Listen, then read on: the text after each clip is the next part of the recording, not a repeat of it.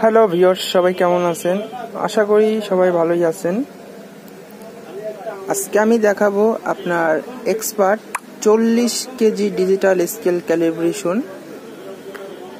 এটা হচ্ছে আপনার 2013 সার্কিট।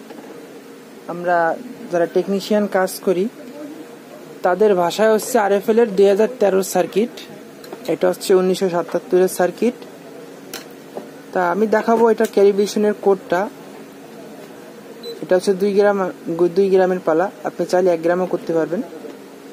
তা সর্বপ্রথম আপনার যেটা করতে হবে সেটা হচ্ছে 2013 লিখে আপনার টিয়ার বাটন চাপ দিতে হবে, তাহলে এখানে ফান লেখা আসবে। আর এখানে যদি 1 গ্রাম করতে চান তাহলে আপনার 1-এ চাপ দিতে হবে, 2-এ চাপ দিতে হবে। 2-এ চাপ দিয়ে আপনার ডিভিশন কমানো বাড়ানো যাবে। এই যে 1 করে, আবার হচ্ছে আপনার অ্যাডে চাপ দিব। এই যে অ্যাডে চাপ দিলে আপনার 1 গ্রাম হয়ে গেছে।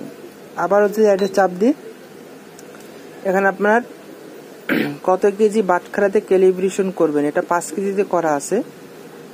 আপনি চাইলে 10 কেজিতেও করতে পারবেন, সেই ক্ষেত্রে আপনার এখানে লিখে দিতে হবে। যদি 2 কেজিতে করেন তাহলে এখানে 2000 লিখে দেবেন, দিয়ে আপনার অ্যাড বাটন চাপ দিবেন।